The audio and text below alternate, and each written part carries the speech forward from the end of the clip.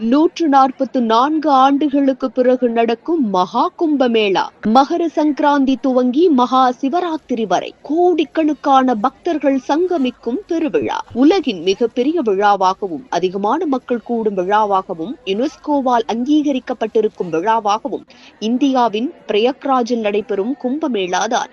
சன்னியாசிகள், துறவிகள், சாமானிய மக்கள், ஆண்கள், பெண்கள், வேத பண்டிதர்கள் என கோடிக்கணக்கான மக்கள் கலந்து கொள்ளும் திருவிழாவாக இந்த கும்பமேளா கருதப்படுகிறது.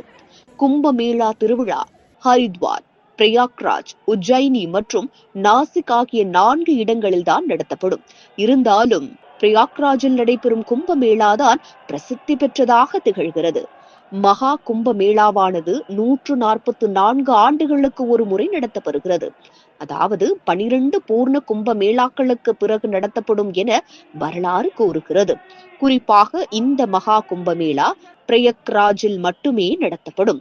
அமிர்தத்தை பெறுவதற்காக தேவர்களும் அசுரர்களும் பார்க்கடலை கடைந்த போது பல்வேறு தெய்வீக தன்மை கொண்ட பொருட்களை தொடர்ந்து அமிர்தம் கிடைத்தது.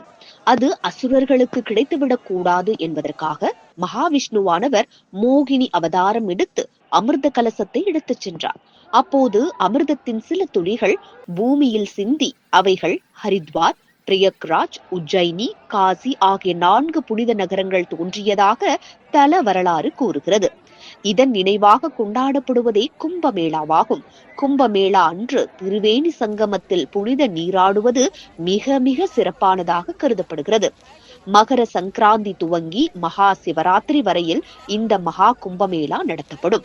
நவ கிரகங்களில் சில குறிப்பிட்ட சுப கிரகங்கள், நட்சத்திரங்கள் ஒரே நாளில் ஒரே நேர்கோட்டில் இணையும் நாளிலேயே இந்த மகா கும்பமேளா நடத்தப்படுகிறது.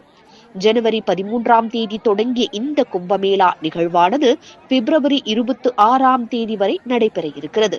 கும்பமேளாவின் போது கங்கை, யமுனை, சரஸ்வதி ஆகிய 3 நதிகள் சங்கமிக்கும் திருவேணி சங்கமத்தில் புனித நீராடினால் அனைத்து விதமான பாவங்களும் நீங்கும் என்றும் மோட்சம் கிடைக்கும் என்பது நம்பிக்கையாக உள்ளது.